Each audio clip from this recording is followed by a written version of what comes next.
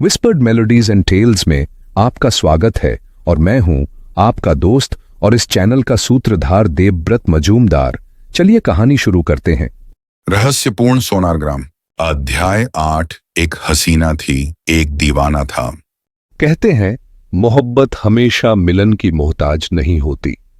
कभी कभी यह सिर्फ एक दीवाने का ख्वाब बनकर रह जाती है, बेआवाज, बिन नाम, फिर भी अमर।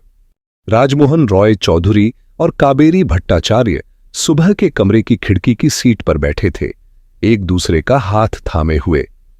सूरज की रोशनी उन पर पड़ रही थी और रहस्यपूर्ण सोनार ग्राम गांव इतना शांत था जैसे वहां कभी कोई अनहोनी घटी ही न हो। वे अकेले थे।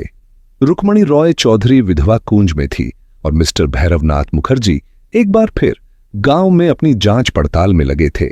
बाहर ड्राइववे पर पहियों की सरसराहट से दोनों चौंक गए और काबेरी भट्टाचार्य, जिसने एक पल के लिए मिट्टी रंगे शरीर और गहरे लाल पंखों की झलक देखी, राजमोहन रॉय चौधरी की ओर मुड़ी और पूरी तरह व्याकुल दिखी। ओह मेरे प्रिय, उसने कहा, वह वापस आ गया। कौन? तुम्हारे पिता? राजमोहन रॉय चौधरी मानसिक रूप से कम और शारीरिक रूप से अधिक सतर्क था। नहीं, वह मिस्टर सतेंद्र भाटिया थे। युवा जमींदार झटके से उठ खड़ा हुआ। हे भगवान, उसने कहा, इस आदमी की हिम्मत तो देखो, मैं उसे बाहर निकाल दूंगा। वह दरवाजे की ओर बढ़ा, लेकिन इससे पहले कि वह वहां पहुंचता, दरवाजा खुल गया। मिस्टर सतेंद्र भाटिया अपने बैग और सबसे आत्मविश्वासी मुस्कान के साथ दहलीज पर खड़े थे। मिस्टर रॉय चौधरी, उन्होंने हाथ बढ़ाते हुए कहा, मुझे आपको सबसे पहले बधाई देने दें। राजमोहन रॉय चौधरी पूरी तरह चौंक गया, लाल पड़ गया और झेंपते हुए काबेरी भट्टाचार्य की ओर देखा। मुझे नहीं पता कि आपको यह कैसे पता चला, उसने कहना शुरू किया, लेकिन मिस्टर सतेंद्र भाटिया अब भी बोल रहे थे। मेरे लड़के, मेरे पास सबूत है, अचूक सबूत, यह असली है। मैं इसके विक्रय की व्यवस्था आपके साथ करना चाहूंगा।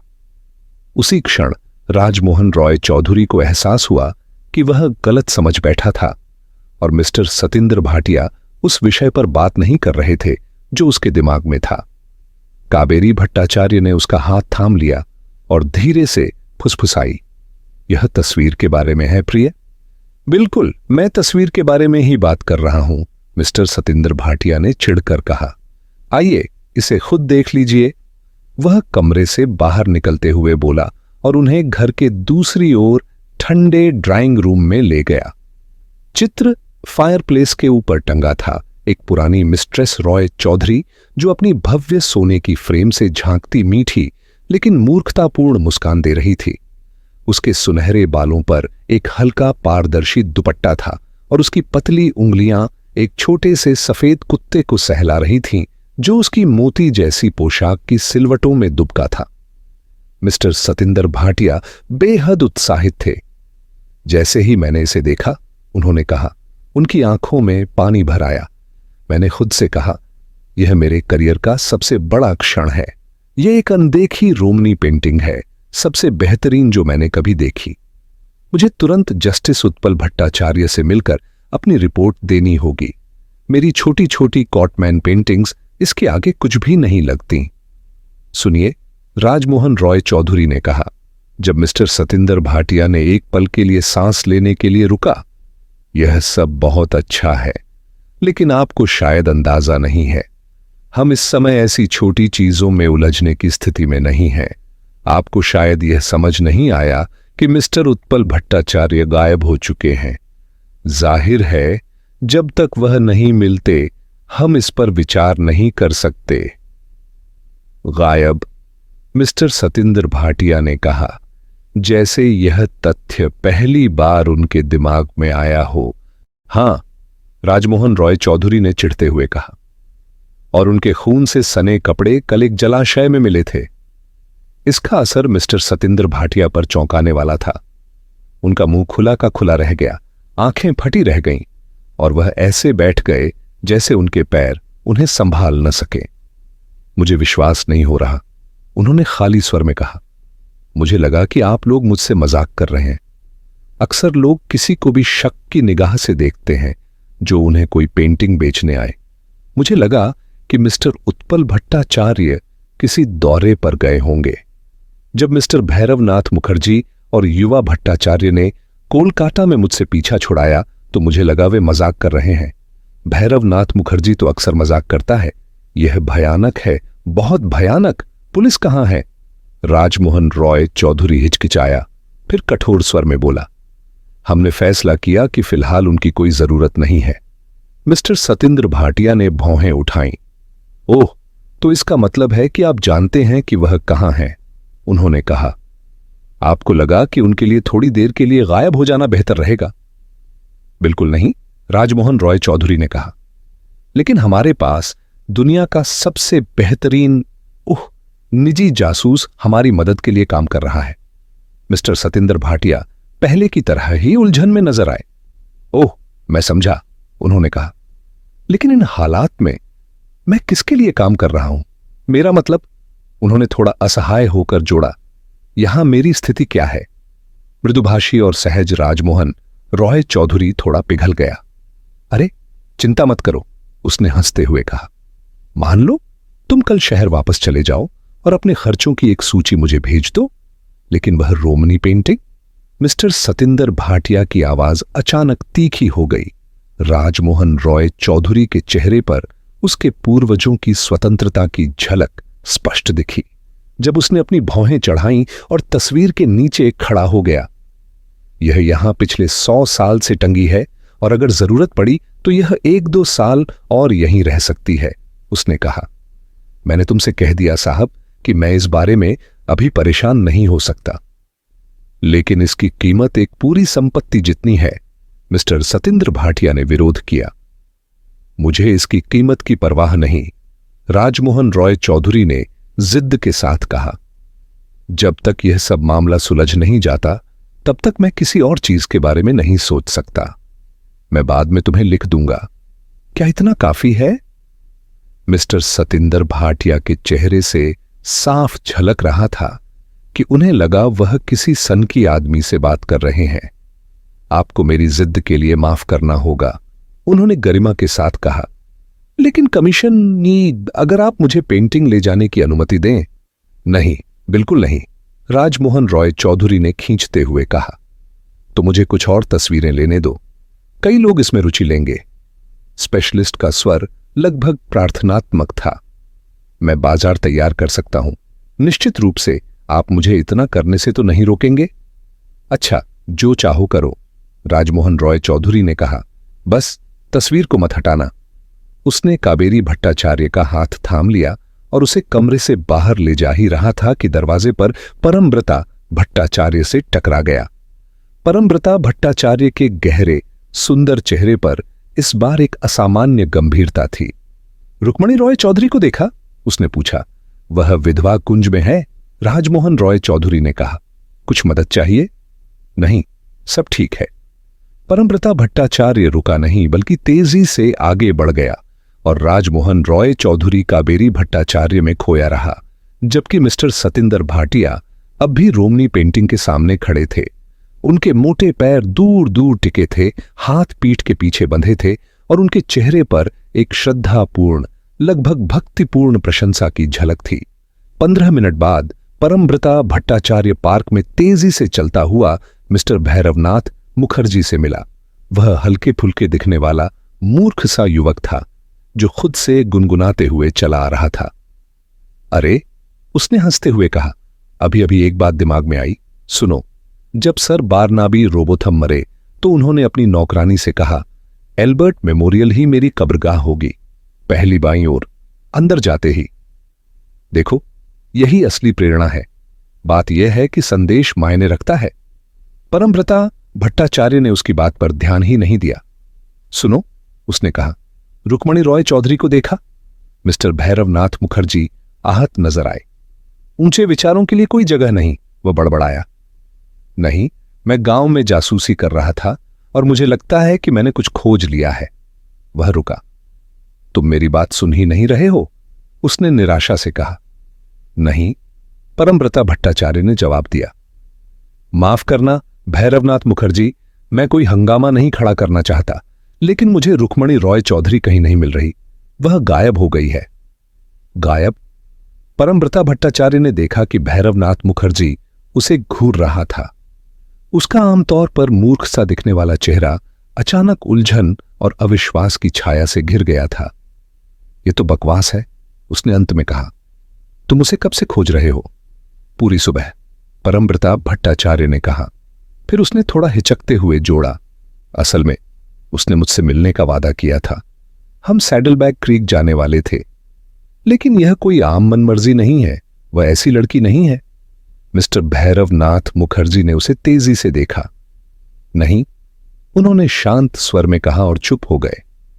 लेकिन वह चली गई है। मैं तुमसे कह रहा हूं कि मैंने हर जगह खोज लिया है। मैंने हर किसी से पूछा है। उसे सुबह से किसी ने नहीं देखा। कड्डी कहती है कि आखिरी बार उसने उसे नाश्ते के बाद ड्राइंग रूम में पत्र लिखने जाते देखा था। पत्र? भैरवनाथ मुखर्जी तुरंत मुड़े। उनके चश्मे के पीछे उनकी पीली आंखें संकुचित और कठोर हो गईं। तुम्हें यकीन है? उन्होंने पूछा, और उनका स्वर पहले से कहीं अधिक गंभीर था। हां, परमव्रता भट्टाचार्य ने कहा। कड्डी कहती है कि वह सीधे नाश्ते के बाद अपने डेस्क पर चली गई थी। क्यों? चलो, मिस्टर भैरवनाथ मुखर्जी बोले। वह पहले ही तेज कदमों से गांव की ओर बढ़ चले थे। गोली मार देनी चाहिए थी, उन्होंने हांफते हुए परमव्रता भट्टाचार्य से कहा, जब वे साथ दौड़ते हुए फिसलन भरी घास पर आगे बढ़ रहे थे। कभी सोचा भी नहीं था कि वे इतनी जल्दी हरकत में आ जाएंगे। वापस आकर एक मीटिंग करने वाला था, लेकिन सोच रहा था कि थोड़ा समय ले सकता हूं। जब वे पार्क के फाटक पर पहुंचे तो भैरवनाथ मुखर्जी रुक गए। मुझे लगता है कि पक्का करने के लिए कि हम मूर्ख नहीं बन रहे, हमें विधवा कुंज हो आना चाहिए, उन्होंने कहा। कड्डी से कोई गलती हो सकती है। यह मामला बहुत खराब लग रहा है, परमव्रता भट्टाचार्य। वे तेजी से हरे मैदान को पार करते हुए विधवा कुंज पहुंचे, जहां कड्डी ने उन्हें हॉल में ही रोक लिया। बूढ़ी औरत का चेहरा गुस्से से लाल था। क्या आपने मिस रुक्मणी रॉय चौधरी को देखा, सर? उसने सीधा भैरवनाथ मुखर्जी से पूछा। वह 12 बजे मेरे साथ रसोई में हपिकिंस बनाने में मदद करने आने वाली थी, उसने कहा। और मैं यहां ओवन गर्म किए बैठी हूं। आटा खराब हो रहा है और मैं पिछले 45 मिनट से इंतजार कर रही हूं। मुझे लगता है अब अकेले ही करना पड़ेगा। मिस्टर भैरवनाथ मुखर्जी की हल्की आंखों में चिंता और गहरी हो गई। मैं खुद रुक्मणी रॉय चौधरी को खोज रहा हूं, कड्डी, उन्होंने कहा। तुमने उसे आखिरी बार कब देखा था? परमव्रता भट्टाचार्य ड्राइंग रूम में चला गया था और कड्डी ने उसकी ओर एक नजर डाली। मैंने तो मिस्टर परमव्रता भट्टाचार्य से कह ही दिया था, उसने कहा। नाश्ते के ठीक बाद से उसे नहीं देखा। उसकी तेज नजरों ने भैरवनाथ मुखर्जी के चेहरे के भाव पढ़ लिए और वह उनके करीब आ गई। लगता है कि तुम्हें कोई मौका नहीं मिलने वाला, उसने धीरे से फुसफुसाया। थोड़ा ज्यादा गंभीर बनो। लड़कियों को क्या पसंद आएगा इसका कोई भरोसा नहीं। भैरवनाथ मुखर्जी ने मुस्कुराया नहीं। जो सबसे अच्छा होगा वही जीतेगा, कड्डी, उन्होंने गंभीरता से कहा। हां, और मुझे डर है कि वही जीतेगा, उसने जवाब दिया। जब तुम मिस रुक्मणी रॉय चौधरी से मिलो तो उसे बता देना कि मैं अब और इंतजार नहीं कर सकती थी। वह जल्दी से चली गई और भैरवनाथ मुखर्जी तेजी से परमव्रता भट्टाचार्य के पीछे भागे। उसने यहीं पर पत्र लिखा होगा, उन्होंने कहा। देखो, उन्होंने खुले इंक स्टैंड, लापरवाही से फैले नोट पेपर के पन्नों और लकड़ी की चमकदार सतह पर पड़े खाली स्टैंप बुक की ओर इशारा किया। यही देखो, परमव्रता भट्टाचार्य बोला। भैरवनाथ मुखर्जी, अगर उस लड़की को कुछ हुआ तो मैं किसी की जान ले लूंगा। बस यही जज्बा चाहिए, मिस्टर भैरवनाथ मुखर्जी बोले। चलो। मिस्टर अर्नब रॉय की दुकान, जो रहस्यपूर्ण सोनारग्राम की डाकघर भी थी, उन जगहों में से एक थी जहां सामान की बहुतायत और तंग माहौल एक साथ मिलते हैं। कुछ ऐसा जो केवल किसी अन्य भारतीय गांव की जनरल स्टोर में ही देखने को मिलता है। पूरी दुकान मुश्किल से 10 फीट चौड़ी थी। एक छोटी सी कम ऊंचाई वाली जगह जिसमें ग्राहक बगीचे की पगडंडी से कुछ इंच नीचे उतरकर आते थे। चौड़ा काउंटर कमरे को 2 हिस्सों में बांटता था और इसके ऊपर फर्श से छत तक बिना किसी क्रम के बेकन, हार्डवेयर, उबले मीठे, मक्खी पकड़ने वाले कागज, ब्रेड और किराने का सामान सजा हुआ था। डाकघर काउंटर के एक छोर पर तारों से घिरी हुई एक छोटी सी जगह में था, जिसकी लोहे की रेलिंग पर लाइसेंसिंग नोटिस और पेंशन फॉर्म लटके हुए थे। दुकान के पीछे एक खुला दरवाजा एक छोटे सलीकेदार कमरे की झलक देता था, जिसकी दीवारों पर विशेष रूप से भद्दे, भूरे और हरे रंग के वॉलपेपर लगे थे। कमरे में 2 एस्पिडिस्ट्रा के गमले और व्हिस्की विज्ञापन के साथ मिला एक सफेद घोड़े का मॉडल रखा था। इसी दरवाजे से मिस्टर अर्नब रॉय, भैरवनाथ मुखर्जी और परमव्रता भट्टाचार्य की ओर बढ़े जब वे दुकान में नीचे उतरे। उनमें बदलाव साफ नजर आ रहा था। उनका चेहरा पहले से भी ज्यादा पीला लग रहा था और उनकी हल्की आंखों में अब एक घबराहट और बेचैनी थी। आप लोगों के लिए क्या कर सकता हूं सज्जनों? उनकी आवाज में घबराहट साफ झलक रही थी। परमव्रता भट्टाचार्य काउंटर पर झुकने ही वाला था कि किसी ने उसके हाथ पर हल्का स्पर्श करके उसे रोका। मिस रॉय चौधरी ने अपना पर्स यहीं कहीं गिरा दिया था, ऐसा लगता है। मिस्टर अर्नब रॉय, भैरवनाथ मुखर्जी ने सहजता से कहा, हमें इस सब को साफ करवाना पड़ेगा, आप जानते हैं। उन्होंने इधर उधर बिखरे सामान की ओर इशारा किया और बेतुकी बातें करते रहे। आग लगने की स्थिति में बाहर निकलने का रास्ता कहां है? यह सब बहुत खतरनाक है। इधर उधर बिखरा सामान, अब वह पर्स कहां है? उन्होंने यहां कुछ नहीं छोड़ा सर। मिस्टर अर्नब रॉय की आवाज जोरदार थी। बहुत बढ़िया, भैरवनाथ मुखर्जी अचानक जोश से बोले। अब हमें स्थिति समझ आ रही है। क्या वह अभी भी घर में ही है? मिस्टर अर्नब रॉय ने उनकी तरफ देखा तक नहीं और परमव्रता भट्टाचार्य ने अचानक नोट किया कि वह अजीब तरह से भेंगा हो रहा था। वह बिल्कुल स्थिर खड़ा था। उसकी बड़ी फूली हुई हथेलियां काउंटर पर फैली हुई थीं। भैरवनाथ मुखर्जी थोड़ा और झुके और धीरे से अपना सवाल दोहराया, क्या वह अभी भी घर में है? मिस्टर अर्नब रॉय के मुंह के कोने से एक पतली लार की धार बह निकली और तब जाकर परमव्रता भट्टाचार्य, जो अब तक पूरी तरह भ्रमित था, एक झटके से समझ गया कि आदमी भय से पूरी तरह जकड़ा हुआ था। यह दृश्य उसे विचलित कर रहा था, लेकिन भैरवनाथ मुखर्जी पर इसका कोई खास असर नहीं हुआ। बेवकूफ मत बनो अर्नब रॉय, उन्होंने तीखे स्वर में कहा। हमें बस तुम्हें पुलिस के हवाले करना है। बेकार की परेशानी से बचो और हमें उसके पास सीधे ले चलो। इस धमकी का असर उतना ही चौंकाने वाला था जितना कि उसका डर था। वह अचानक पीछे हट गया और गुस्से से अजीब सा गला घोंटने जैसी आवाज निकाली। उसका डर अब एक अजीब सी कुटिल संतुष्टि में बदल गया था। हां हां, पुलिस को बुलाओ, वह अप्रत्याशित रूप से हिंसक स्वर में बोला। घर की तलाशी लो, मेरी पूरी दुकान उलट पलट कर रख दो, हर कोने कोने में अपनी नाक घुसा दो, और जब तुम सब कर लो तो फिर मैं भी पुलिस से कुछ कहने वाला हूं। मिस्टर उत्पल भट्टाचार्य कहां हैं? हां, किसने पादरी की आत्महत्या को दबाया था? तुमने वे कपड़े पुलिस को क्यों नहीं दिखाए? तुम पुलिस को यहां लाने की हिम्मत भी नहीं कर सकते। तुम अंततः यह गुस्से भरा विस्फोट रुक गया और अब एक पूरी तरह बदला हुआ मिस्टर अर्नब रॉय काउंटर के पीछे खड़ा घूर रहा था। उसकी पुरानी चापलूसी अब पूरी तरह गायब हो चुकी थी। मिस्टर भैरवनाथ मुखर्जी पूरी तरह शांत नजर आ रहे थे।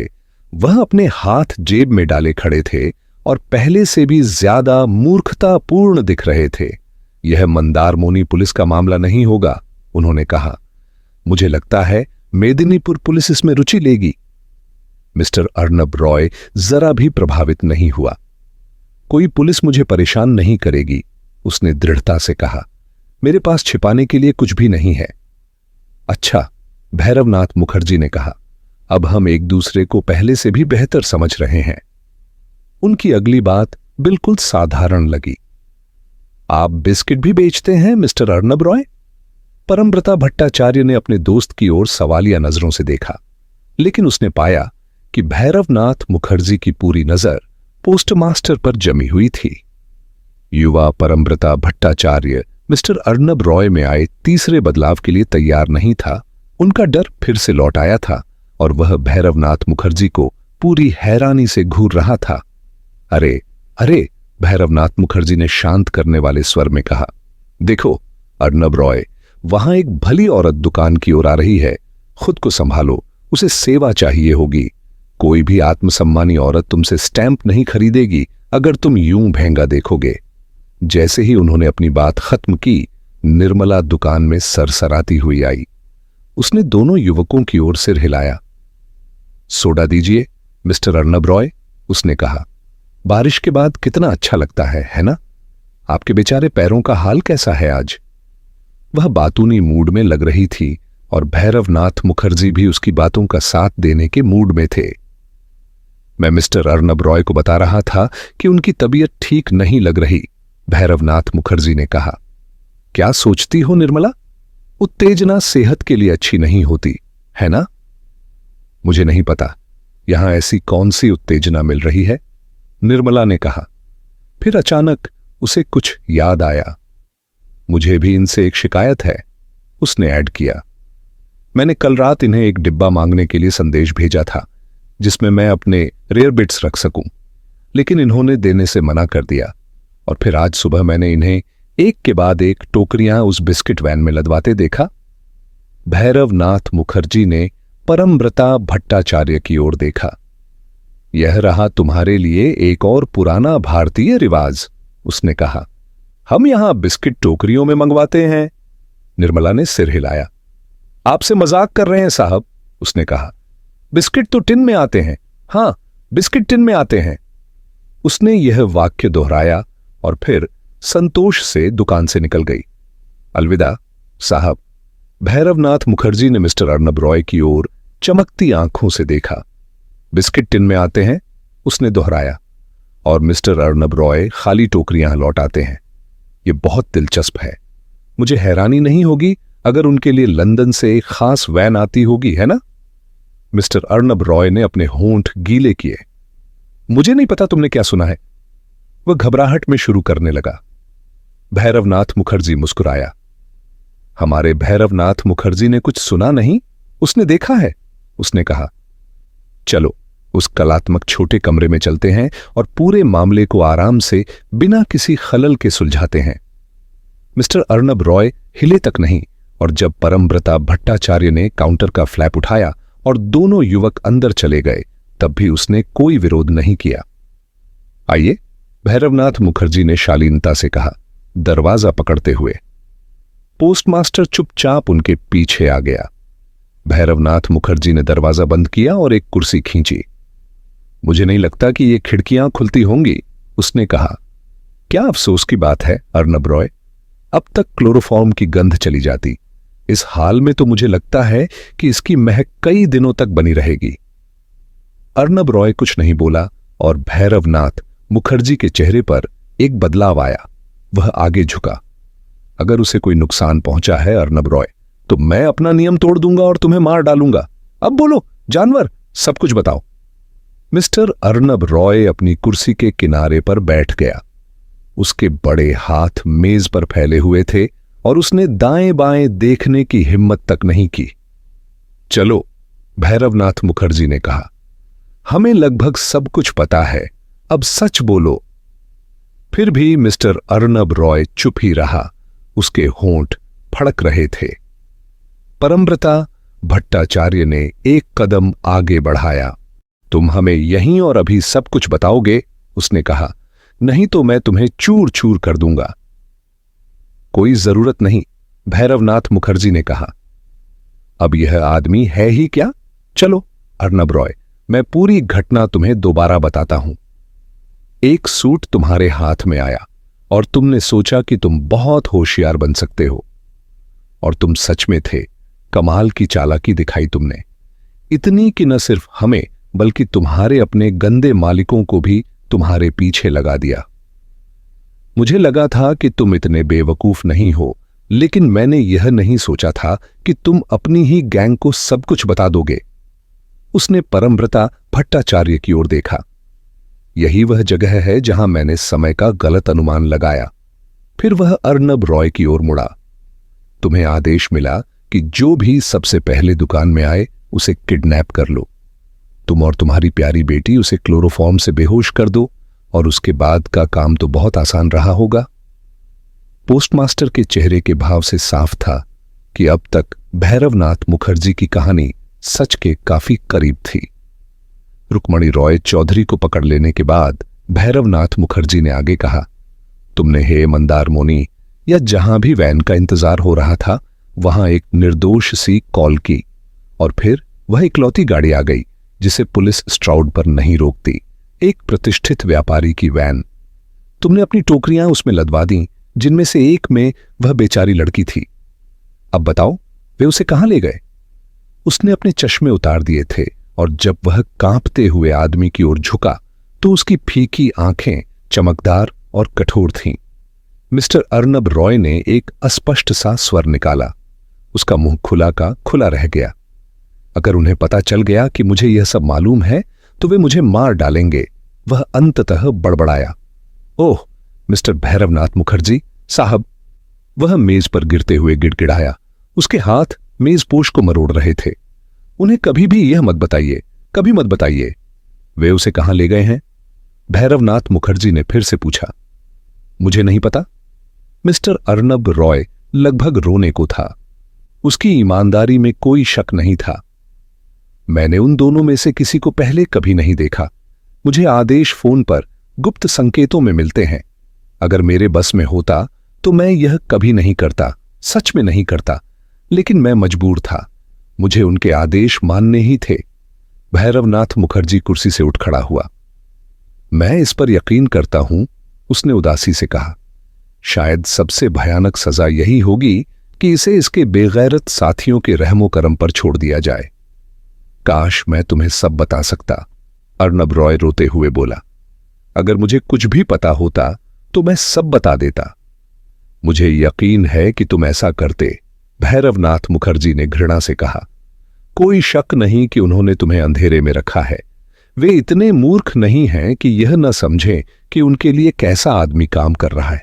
चलो, परमव्रता भट्टाचार्य, यह अपनी ही भलाई के लिए चुप रहेगा। जैसे ही वे दोनों हरी घास के मैदान को पार कर रहे थे, परमव्रता भट्टाचार्य ने उत्सुकता से अपने साथी की ओर देखा। अर्नब रॉय की इस कहानी का कितना हिस्सा तुम्हें पहले से पता था जब तुम दुकान में गए थे? उसने पूछा। भैरवनाथ मुखर्जी ने भौहें सिकोड़ी। जितना पता होना चाहिए था उतना नहीं, उसने कड़वाहट से कहा।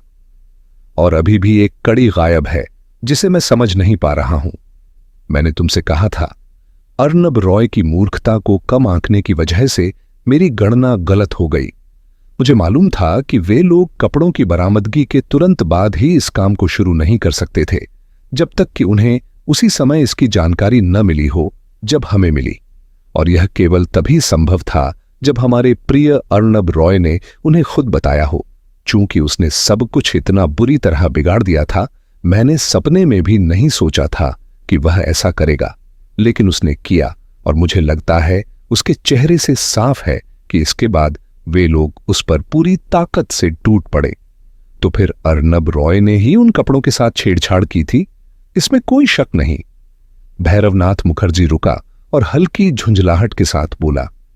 हालांकि भगवान ही जाने उसे वे कपड़े कैसे मिले, लेकिन फिलहाल सबसे जरूरी बात रुक्मणी रॉय चौधरी है। वह अचानक सिर उठाते हुए आगे बढ़ा। पहले उसे वापस लाओ, फिर बाकी चीजों की चिंता करेंगे। इसमें मैं तुम्हारे साथ हूं, परमव्रता भट्टाचार्य ने पूरी दृढ़ता से कहा। अब तुम क्या करने वाले हो? भैरवनाथ मुखर्जी ने अधीरता से कंधे उचकाए। भगवान ही जाने, उसने कहा। मानसिक पहिए जैसे पूरी तरह जाम हो गए हैं। वे दोनों चुपचाप आगे बढ़ते रहे। जब वे कांच के बरामदे के खुले दरवाजे से घर के अंदर दाखिल हुए तो उन्होंने मिसेस विमला की तेज और शकभरी आवाज सुनी। वह किसी से अंदर के हॉल में बात कर रही थी। मिस्टर भैरवनाथ मुखर्जी? मुझे नहीं पता कि वो अंदर हैं या नहीं, लेकिन अगर आप अपना नाम बताएंगे तो मैं उन्हें सूचित कर सकती हूं। आप कौन कहें कि मिलने आया है? एक तेज अप्रिय आवाज ने उत्तर दिया, जिसमें एक खास तरह की कौकी आत्मविश्वास छलक रहा था। कोई नाम मत बताओ, बस उनके पास जाओ, अपना सिर उनके कान के पास ले जाओ और धीरे से कहो, साइकिल वाले साहब। मिस्टर भैरवनाथ मुखर्जी बाहरी हॉल में खड़े एक पल के लिए पूरी तरह शांत रहे और सुनते रहे। कौन है? मिस्टर भैरवनाथ मुखर्जी ने अपने चश्मे उतारे और उन्हें रेशमी रूमाल से पोंछते हुए निराशा से बोले, यह मेरे दुर्भाग्यशाली मित्र अकल्पनीय थॉस है। Thaws T, nap. टी का मतलब टिक है। अरे, अगर ये मेरा पुराना साथी बर्टी नहीं है। एक आवाज आई जो अब कुछ करीब लग रही थी। मैंने यहां बाहर से तुम्हारी पाइप की आवाज सुनी मेरे प्यारे। जैसे ही यह आखिरी घोषणा हुई, मिस्टर थॉस नैप खुद दरवाजे में प्रकट हुए। वे दरवाजे पर खड़े होकर तेज नुकीली गौरैया जैसी आंखों से अंदर झांक रहे थे। वह एक छोटे कद के युवक थे जिनकी छपट्टी और टूटी हुई नाक थी और जिनमें असीमित आत्मविश्वास झलक रहा था। उनके कपड़े निश्चित रूप से व्हाइट चैपल रोड की शान रहे होंगे। अजीबो गरीब कटिंग के कपड़े, हल्के बैंगनी रंग का सूट, एक रेशमी टाई जिसे शायद किसी विकृत कल्पना वाले आदमी ने डिजाइन किया था, और सबसे अंत में चमकदार पीले जूते जो अविश्वसनीय रूप से लंबे और संकरे थे। मिस्टर भैरवनाथ मुखर्जी ने उन्हें प्राचीन गहरे ओक की पैनलिंग के सामने देखा और प्रसन्नतापूर्वक कहा, बिल्कुल एक छोटे से नवाब जैसे लग रहे हैं, है ना? मिस्टर नैप ने अपनी बड़ी चपटी पीली टोपी उतारी और परमव्रता भट्टाचार्य की ओर देखकर मुस्कुराए, जिससे उनके दांतों का एक आश्चर्यजनक संग्रह उजागर हुआ। बड़ा तेज है ना? उन्होंने भैरवनाथ मुखर्जी की ओर सिर झटकते हुए दोस्ताना लहजे में कहा, आपसे मिलकर खुशी हुई। खैर बर्टी, मैं तुमसे एक निजी बातचीत के लिए आया हूं। प्यारा सा घर बना रखा है तुमने। इसे ढूंढने में बड़ी मशक्कत करनी पड़ी। मेरी साइकिल से आया हूं, बाहर ही खड़ी कर दी है। वैसे वहां सुरक्षित तो रहेगी ना? मुझे इप्सविच में यह साइकिल चुरानी पड़ी, वरना यहां पहुंच ही नहीं पाता। शानदार शांत जगह है। मुझे इसे फिर से रंगने की भी जरूरत नहीं पड़ी। कई बार लगता है बर्टी कि तुम और मैं यहां मिलकर कुछ कर सकते हैं। तुम्हें कैसे पता चला कि मैं यहां हूं? भैरवनाथ मुखर्जी ने पूछा।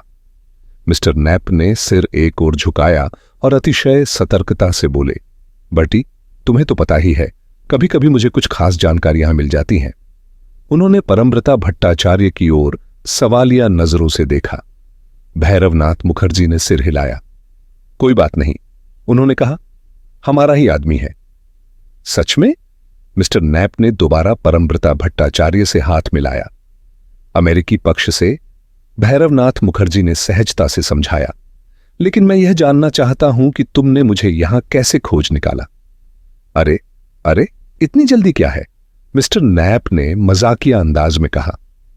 असल में मैगर्स फाउंटेन लग ने मुझे तुम्हारा पता दिया, और अच्छा ही किया। मेरे पास तुम्हारे लिए कुछ दिलचस्प जानकारी है बर्टी। भैरवनाथ मुखर्जी ने सिर हिलाया। माफ करना नैपी, उन्होंने कहा, लेकिन अगर यह उस काम से संबंधित नहीं है जिस पर मैं अभी हूं, तो मुझे कोई दिलचस्पी नहीं। ओह, मिस्टर नैप ने नाराजगी से कहा, बड़े अकड़ू हो गए हो, है ना? मैं यहां 15 मील तक साइकिल चलाकर आया हूं, और इस घर में कुछ पीने को मिलेगा या नहीं? परमव्रता भट्टाचार्य मुस्कुराया। इसे स्टडी में ले चलो, उसने कहा, मैं कुछ बियर लाता हूं। जैसे ही परमव्रता भट्टाचार्य चला गया, मिस्टर नैप ने उसकी ओर प्रशंसा भरी नजरों से देखा। काम करने के लिए अच्छा आदमी लगता है, उन्होंने कहा। तुम्हारी तो हमेशा किस्मत अच्छी रहती है बर्टी। शानदार जगह, अच्छे लोग, भरपूर खाना पीना, यह सब भाग्य है, नहीं तो कोई खास अक्लमंद तो हो नहीं तुम। अब देखो, भैरवनाथ मुखर्जी बोले, खुलकर बताओ, क्या जानकारी है तुम्हारे पास? याद रखना, अगर यह तुम्हारी गंदी रुबिनस्टीन वाली चालों में से एक भी हुई तो तुम्हें बाहर फेंक दूंगा, जैसा पहले कहा था। मुझे कोई दिलचस्पी नहीं, समझे? ठीक है, मिस्टर नैप बोले। मैंने तो बस तुम्हारे और इस भट्टाचार्य मामले से जुड़ी एक खास बात सुनी थी, इसलिए तुम्हारे पास आने का कष्ट किया। अब भैरवनाथ मुखर्जी पूरी तरह से सतर्क हो गए थे। रुको जरा, उन्होंने कहा, अब बात जम रही है। मैंने तो पहले ही कहा था, मिस्टर नैप बोले। तुम और मैं पहले भी साथ काम कर चुके हैं बर्टी। हम एक ही स्टाइल के आदमी हैं, हम एक दूसरे को समझते हैं। भैरवनाथ मुखर्जी ने कोई टिप्पणी नहीं की। इसी समय गलियारे के दूसरे छोर से परमव्रता भट्टाचार्य की आवाज आई, जिससे मिस्टर नैप इतना विचलित हो गए कि उन्होंने बात करना बंद कर दिया, जब तक कि वे खुद भारी ओक की मेज पर बैठे और उनके पास एक गिलास आ गया। बस यही चाहिए था, उन्होंने कहा, अपना मुंह पोंछते हुए। जब मैं मरूं, बर्टी, तो मेरे लिए हॉप्स का एक गुलदस्ता रखना मत भूलना। खैर, लगता है मैं तुम्हारा समय खराब कर रहा हूं। मेरे नियम तो तुम जानते ही हो, पुराने साथी। उन्होंने भैरवनाथ मुखर्जी की ओर सिर झुकाया, जिन्होंने इशारे से उन्हें आगे बोलने के लिए कहा। तो फिर चलो, मेरे तरीकों की बात अजनबियों के सामने नहीं करेंगे, उन्होंने भैरवनाथ मुखर्जी को आंख मारते हुए कहा। लेकिन कल दोपहर मैंने एक बहुत ही अजीब बातचीत सुनी। टेलीफोन पर? भैरवनाथ मुखर्जी ने पूछा। बिल्कुल, एक निजी लाइन थी जिसमें मेरी दिलचस्पी थी। इससे पहले कभी कोई खास जानकारी नहीं मिली थी, क्योंकि यह हाल ही में इंस्टॉल हुई थी। लेकिन जो मैंने सुना वह कुछ ऐसा था। संक्षेप में, समझ रहे हो? उन्होंने एक छोटा सा पुराना नोटबुक निकाला। मैं आधी बातचीत के बीच में पहुंचा, इसलिए शुरुआत नहीं सुन पाया। दो आवाजें थीं, एक बेहद नरम और चिकनी और दूसरी जानबूझकर बदली हुई लग रही थी। मुझे लगा कि उसने विदेशी लहजा अपनाया हुआ था। ये दूसरा आदमी ही शायद बॉस था। वह कह रहा था, क्या? वह आदमी मूर्ख है, उसे हटाओ। कपड़े किसने भेजे? फिर दूसरा आदमी बोला, कोई संदेश नहीं था, सिर्फ लेबल पर हाथ की लिखावट थी। तब बॉस बोला, तो वही आदमी तुम्हें चाहिए, है ना? मिस्टर नैप ने सिर उठाया। मुझे तो यह ज्यादा खास नहीं लगा, उन्होंने आगे कहा। और फिर अचानक बॉस ने कहा, यह भैरवनाथ मुखर्जी कौन है? और दूसरा आदमी बोला, मैं उसके बारे में पता करूंगा। तब मुझे दिलचस्पी हुई, लेकिन इसके बाद उन्होंने ज्यादा कुछ नहीं कहा। बस इतना सुना कि बॉस ने कहा, अगर यह लड़की की लिखावट थी तो उसे पकड़ो और सख्ती से पूछताछ करो। उसे कुछ ना कुछ जरूर पता होगा। जैसे ही कुछ पता चले मुझे आम तरीके से सूचित करो। और फिर फोन काट दिया। परमव्रता भट्टाचार्य ने भैरवनाथ मुखर्जी की ओर देखा, लेकिन उनके चश्मे के पीछे उनकी आंखें छिपी हुई थीं और चेहरा भावहीन था। देखो थॉस, उन्होंने कहा, तुमने ये सब कहां सुना? श्री नैप ने अपना सिर हिलाया और परमव्रता भट्टाचार्य की ओर अपील की। चतुर नहीं है क्या? उन्होंने कहा।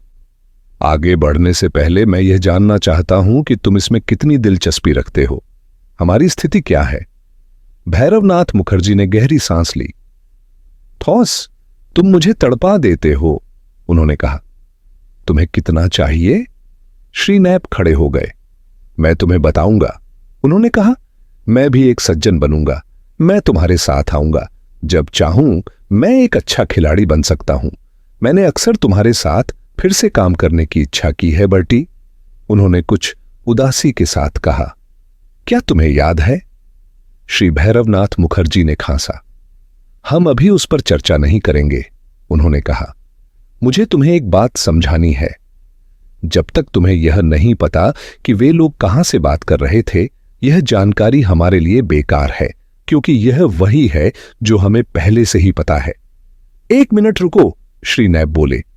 इसी चीज की तो मुझे पूरी जानकारी है और मैं तुम्हें एक सम्मानजनक प्रस्ताव दे रहा हूं जो मैं नहीं देता यदि मैं तुम्हें नहीं जानता होता। मैं तुम्हारे साथ आऊंगा।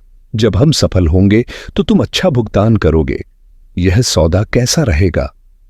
बहुत बढ़िया, श्री भैरवनाथ मुखर्जी बोले। लेकिन तुम्हें लगता है कि हम क्या कर रहे हैं?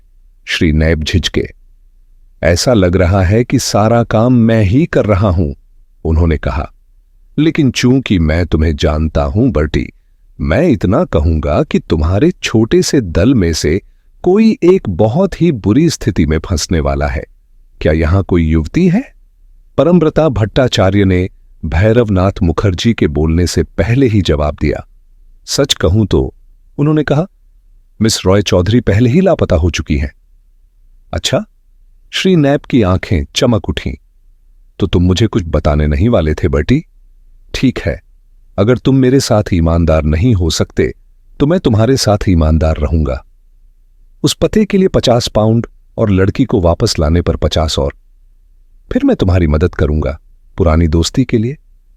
इसने कभी मेरी जान बचाई थी, उन्होंने परमव्रता भट्टाचार्य से बातचीत के लहजे में कहा। एक बार मुझे नाली में छुपा दिया था, जब तक खतरा टल नहीं गया। मैं उसे कभी नहीं भूला। अब तुम्हें यह सौदा कैसा लगा बट?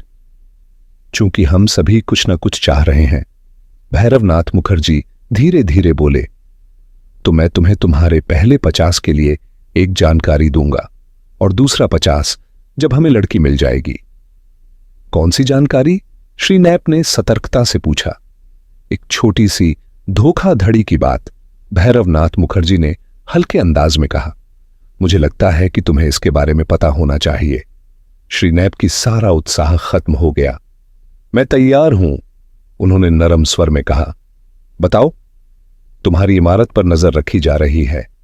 अगर मैं तुम्हारी जगह होता तो मैं अपने दादा को कहीं और ले जाता। नक्काशी की प्रेस बहुत ही संदेहास्पद होती है। मुझे कैसे पता चलेगा कि तुम मजाक नहीं कर रहे? ठीक है, तुम ठहर सकते हो और खुद देख सकते हो, भैरवनाथ मुखर्जी ने लापरवाही से कहा। लेकिन गली के कोने पर एक नया फूल बेचने वाला है और सामने वाली इमारत की बालकनी पर एक बीमार आदमी अक्सर अपनी व्हीलचेयर में बैठा रहता है। समझ गया, श्री नैप ने सोचते हुए कहा। समझ गया? भगवान, इतने सालों बाद यह कौन सोच सकता था? वे गहरी सोच में पड़ गए। भैरवनाथ मुखर्जी ने उन्हें वास्तविकता में वापस खींचा। अब हमें वह पता दे दो। 32 बेवर्ली गार्डन्स, कोलकाता, उन्होंने बिना झिझके उत्तर दिया। अच्छा घर है, शानदार इलाका। मैं वहां से गुजरते हुए इसे देख चुका हूं।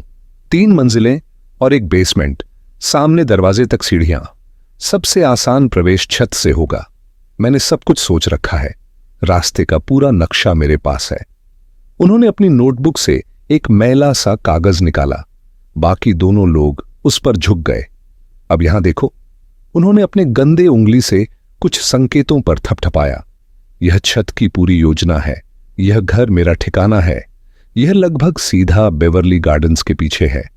अगर हम मेरे ठिकाने को मुख्यालय बना लें, मैं ऊपर की मंजिल पर रहता हूं, तो हम छतों के ऊपर से आसानी से जा सकते हैं। वे छत पर नजर रखने की नहीं सोचेंगे, लेकिन जब मैं वहां से गुजरा तो मैंने 2 भारी भरकम आदमी घर की रखवाली करते देखे और मुझे लगता है कि अंदर आधा दर्जन और होंगे। ऐसा लगा जैसे पैसे की कोई कमी नहीं थी।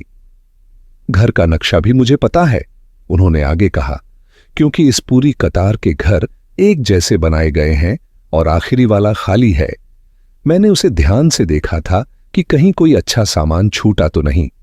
अब ठीक यहां एक स्काईलाइट है जो हमारे लिए सही रहेगा। यह एक छोटे से बॉक्स रूम में खुलता है, 2 अटारी कमरों में से सबसे छोटा। उसके बाहर की सीढ़ियां पहले लैंडिंग तक जाती हैं। उसके बाद वह बीच में ही रुक गए जब राजमोहन रॉय चौधरी ने दरवाजे से झांका। क्या तुम्हें पता है कि दोपहर का खाना आधे घंटे से इंतजार कर रहा है? उन्होंने कहा। रुक्मणी रॉय चौधरी कहां है? मुझे लगा वह तुम्हारे साथ है, परमव्रता भट्टाचार्य। वह रुक गए जब उन्होंने श्री नैप को देखा। भैरवनाथ मुखर्जी ने उन्हें कमरे में बुलाया और दरवाजा बंद कर दिया। देखो दोस्त, उन्होंने कहा, हमें जितनी जल्दी हो सके कोलकाता पहुंचना होगा। घबराओ मत। लेकिन उन्होंने रुक्मणी रॉय चौधरी को पकड़ लिया है। कुछ क्षणों तक राजमोहन रॉय चौधरी कुछ समझ ही नहीं पाए। भैरवनाथ मुखर्जी ने उन्हें रुक्मणी रॉय चौधरी के लापता होने की सारी जानकारी दी और धीरे धीरे लड़के की आंखों में गुस्से की ज्वाला जल उठी। मेरे भगवान, किसी को इसकी कीमत चुकानी पड़ेगी, उन्होंने कहा। मैं उस छोटे कमीने अर्णब रॉय को इतनी बुरी तरह पीटूंगा कि वह जीवन भर याद रखेगा। भैरवनाथ मुखर्जी ने भौहें चढ़ा ली। मेरे प्यारे दोस्त, उन्होंने कहा, हमें आज रात तुम्हारे पूरे क्रोध की जरूरत होगी। पहले उसे वापस लाओ। हमारा यह दोस्त यहां हमारे लिए जासूसी का काम कर रहा था। वैसे, उन्होंने नैप की ओर मुड़कर कहा, क्या तुम्हारे पास जरूरी औजार है? श्री नैप के चेहरे पर व्यंग्यात्मक भाव था। तुम्हें क्या लगता है? उन्होंने कहा। मेरे चाचा की सारी चीजें मेरे पास हैं जब वह पकड़ा गया था। हमें चाहिए 2 जैमी, एक छोटा हुक लैडर और आधा दर्जन लाइफ प्रिजर्वर, अलग अलग साइज में। एक अच्छा पुराना सेट। वैसे ये लोग किसी को अगवा क्यों करेंगे? ये उनकी आदत नहीं है। तुम्हें क्या लगता है कि वे कौन हैं? मुझे क्या पता वे कौन है, श्री नैब बोले। लेकिन एक नया गिरोह है, ब्लैकमेल का मामला हो सकता है। नेता एक लाल दाढ़ी वाला आदमी है, तपस भौमिक। अगर वह यही नाम रखता है तो हां, कमाल की बात है, भैरवनाथ मुखर्जी बोले। थॉस, तुम्हारी बुद्धिमत्ता बढ़ रही है। हां हां, मेरी तारीफ करो, श्री नैब बोले, बिना ज्यादा उत्साह के। जो बात मेरी समझ में नहीं आती, राजमोहन रॉय चौधरी अचानक फट पड़ा। वह यह है कि उन्होंने रुक्मणी रॉय चौधरी को ही क्यों उठाया? हम बाकी सब भी तो वहीं थे, फिर उसी को क्यों चुना? यह तो बहुत आसान है, नैप ने कहा। मैंने शुरू में ही इन्हें यह बात बता दी थी। उसने कपड़ों का एक पार्सल डाक से भेजा था जिसे छेड़ा गया था, और शायद यही वे लोग जानना चाहते हैं। तीनों ने एक दूसरे की ओर देखा। कपड़े? राजमोहन रॉय चौधरी ने कहा। इसका मतलब है कि वह जस्टिस उत्पल भट्टाचार्य के कपड़े, वही सूट जिसे अर्नब रॉय ने कहा था कि उसने पाया था, रुक्मणी रॉय चौधरी ने उसे डाक से भेज दिया। वह भारी मन से एक कुर्सी पर बैठ गया और खाली निगाहों से उनकी ओर देखने लगा। मैं इस सवाल पर सोचने से साफ इनकार करता हूं, परमव्रता भट्टाचार्य ने कहा। पहले उसे ढूंढो। नमस्ते प्यारे दोस्तों, स्वागत है विस्पर्ड मेलोडीज एंड टेल्स में, जहां संगीत और कहानियां एक नई जिंदगी पाती हैं। अगर आपको दिल को छू लेने वाले गीत और मनमोहक कहानियां पसंद हैं, तो आप बिल्कुल सही जगह पर हैं। तो जल्दी से सब्सक्राइब बटन दबाएं और बेल आइकन को टैप करें ताकि हर नया गाना और कहानी आप तक सबसे पहले पहुंचे। अगर आपको ये पसंद आया हो तो लाइक बटन दबाना ना भूलें। आपका एक लाइक हमारे लिए बहुत मायने रखता है और हमें और बेहतरीन कंटेंट बनाने के लिए प्रेरित करता है। आपके प्यार और सपोर्ट के लिए धन्यवाद। इसी तरह हमारे साथ बने रहें, सपने देखें, सुरों में खो जाएं और कहानियों की दुनिया में डूब जाएं। मिलते हैं अगले वीडियो में।